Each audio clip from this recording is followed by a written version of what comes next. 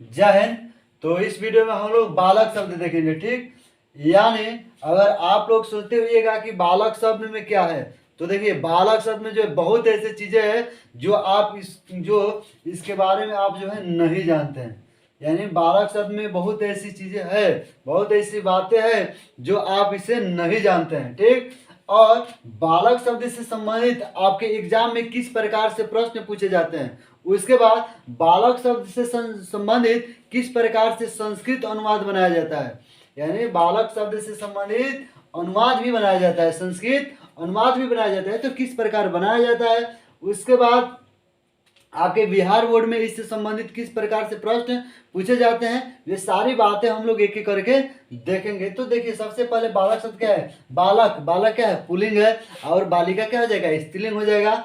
और यह आकार अकारांत है, क्या है, अकारांत है। जिसे बालक कह रहे हैं तो अंतिम वाले शब्द का उच्चारण करेंगे, तो अंतिम वाले शब्द का उच्चारण कर रहे हैं तो क्या क, तो क्या आ रहा है अ, तो अ से क्या हुआ, अकारांत। लेकिन अगर इसे अगर हम कहेंगे लता, तो लता शब्द का अगर पूछेंगे कि यह क्या होगा, तो लता अंतिम वाला शब्द में क्या है, ता कह रहे हैं तो क्या है आ, तो यह क्या हो जाएगा, आकारांत, ठीक। उसके बाद अगर हम कह रहे हैं नदी, नदी कह रहे हैं तो दी कह रहे हैं तो क्या है, ई आ रहा है, तो बड़ी, तो बड़ी इकारांत हो जाएगा, ठीक। यानी इसी प्रकार जो है यह आकारांत, इकारांत, उकारांत जो है होता है, ठीक। अब देखिए यह बालक शब्द से संबंधित किस प्रकार से प्रश्न पूछे जाते हैं उसे हम लोग एक एक करके देखेंगे। उसके बाद यह भी देखेंगे कि अनुवाद किस प्रकार बनाया जाता है। तो सबसे पहले यहाँ पे हमने विभक्ति, एक वचन, द्विवचन और बहुवचन लिख दिया है।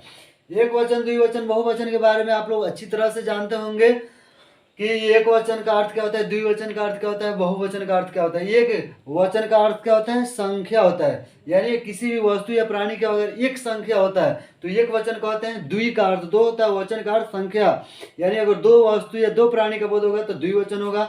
बहु का अर्थ क्या होता है, अनेक, और वचन का अर्थ क्या होता है, संख्या, यानी बहुत सारा संख्या हो, यानी दो से अधिक, 3 हो, 10 हो, 3 लाख हो, या 50,000 हो, 300 हो, कितना हो, तो उसे हम कौन सी कहेंगे, बहुवचन कहेंगे। यानी किसी भी वस्तु या प्राणी के संख्या का वो जो है कितना हो, कम से कम दो से अधिक, दो नहीं, दो से अधिक होना चाहिए, तो उसी को हम कौन सी कहते हैं, बहुवचन, ठीक। आगे देखिए प्रथमा है, इसका जो है प्रथमा बालको, बालको, बालका।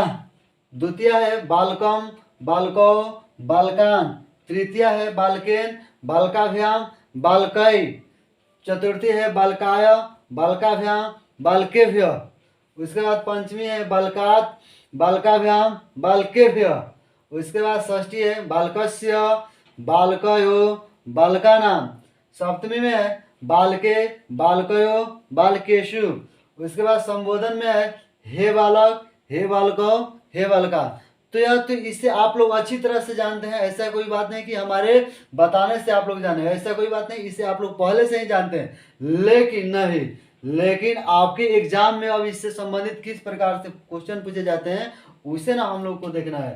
देखिए तो अब आएगा आपके एग्जाम में कि बालक शब्द का तृतीय एक वचन क्या होगा, बालक शब्द का तृतीय एक वचन क्या होगा। तो देखिए बालक शब्द का तृतीय एक वचन, ये तो बालक शब्द हम लोग पढ़ ही रहे, तो इसका तृतीय और एक वचन, तो तृतीय एक वचन में क्या है, बालकेन है, तो क्या हो जाएगा, बालकेन हो जाएगा, ठीक। उसी प्रकार पूछेगा कि बालक शब्द का पंचमी एक वचन क्या होगा, तो बालक शब्द का पंचमी और एक वचन में क्या है, बालकात है, तो बालकात भी लिख देंगे। इसको कभी कभी बालकात की जगह पर बलकात भी आता है, ठीक, आप लोग ध्यान से देख लीजिएगा। उसके बाद फिर आएगा कि बालक शब्द का तृतीय बहुवचन क्या है, तो बालक शब्द का तृतीय और बहुवचन क्या है, बालका है। देखिए हम जिस पर जो है टिक लगा रहे हैं यह एग्जाम के दृष्टि से जो है बहुत ही महत्वपूर्ण है, इसे आप लोग देख लीजिएगा, ठीक। उसके बाद आएगा बालक शब्द के षष्ठी द्विवचन, तो बालक शब्द के षष्ठी और द्विवचन में क्या है, बालकयो है। तो इस प्रकार से जो है आपके एग्जाम में प्रत्येक साल जो है क्वेश्चन पूछे ही जाते हैं, नहीं पूछने का सवाल ही नहीं, पूछता है, ठीक। तो यह था कौन सी क्वेश्चन पूछने का तरीका, ठीक। लेकिन इससे संबंधित अब संस्कृत अनुवाद किस प्रकार बनाया जाता है उसे हम लोग देखेंगे।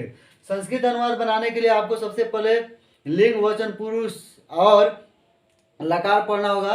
तो मुझे आशा ही नहीं बल्कि आप लोगों पर पूर्ण विश्वास है कि आप लोग संस्कृत अनुवाद बना देते होइएगा, और जब संस्कृत अनुवाद बना देते होइएगा लोग तो बालक शब्द इससे भी संबंधित बना दीजिएगा लोग, कोई दिक्कत नहीं होगा।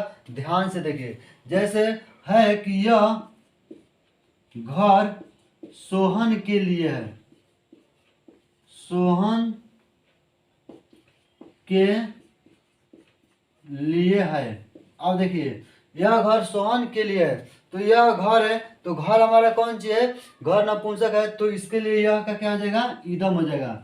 क्या हो जाएगा, ईदम हो जाएगा। अगर यही यह पुल्लिंग में रहेगा तब कौन सी होगा, यहाँ पे हम लिख दे रहे हैं इयम हो जाएगा। कौन सी, इयम। आयम होगा, आयम। आयम होगा कौन सी में, पुल्लिंग में। इयम होगा स्त्रीलिंग में, और ईदम होता है कौन सी में, नपुंसक में। यानी अयम माने यह कौन सी, पुल्लिंग में, इयम माने यह स्त्रीलिंग में, और ईदम माने यह होता है कौन सी में, नपुंसक लिंग में। ठीक, तो हमारा घर क्या है, नपुंसक है, इसलिए कौन सी हो जाएगा, ईदम हो जाएगा। घर का गृहम होता है तो गृहम लिखेंगे। उसके बाद सोहन के लिए है, क्या है, के लिए।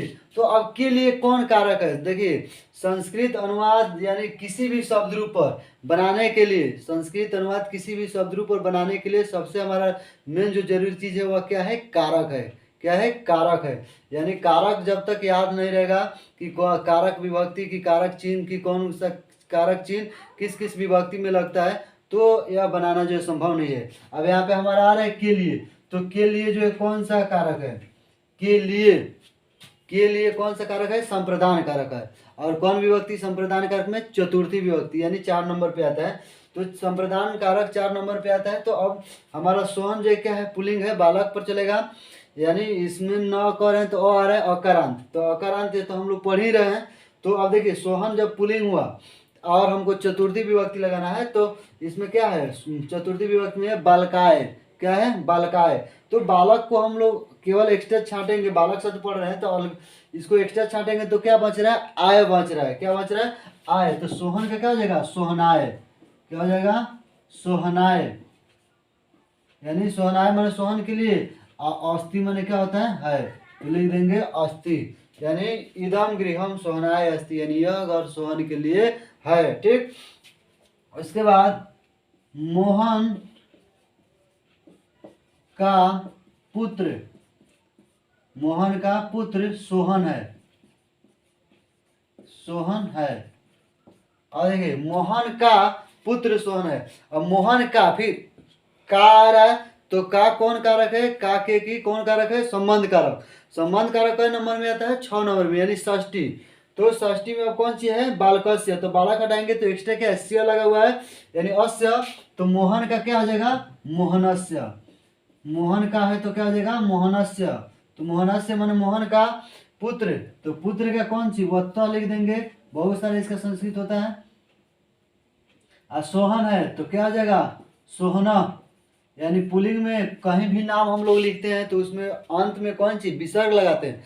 और विसर्ग का उच्चारण किस प्रकार होता है, इसके पहले 2021 में क्वेश्चन पूछा था कि विसर्ग का उच्चारण जो किस वर्ण की तरह होता है, तो ह की तरह। किस तरह, ह की तरह। यानी इसको हम लोग कहेंगे कौन सी, सोहना, सोहना। और है का संस्कृत क्या हो जाएगा, अस्थि।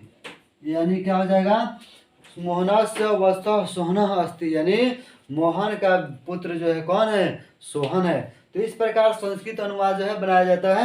यानी संस्कृत अनुवाद बनाने के लिए हमको लिंग, वचन, पुरुष, लकार और इसके साथ साथ जो है कारक चिन्ह जो है पढ़ना बहुत ही जरूरी है। ठीक, तो आप लोग जो है कमेंट बॉक्स में जो है कमेंट करके जरूर बताइएगा कि यह वीडियो आपको कैसा लगा। तो फिर हम लोग मिलते हैं अगले वीडियो में। जय हिंद, जय भारत।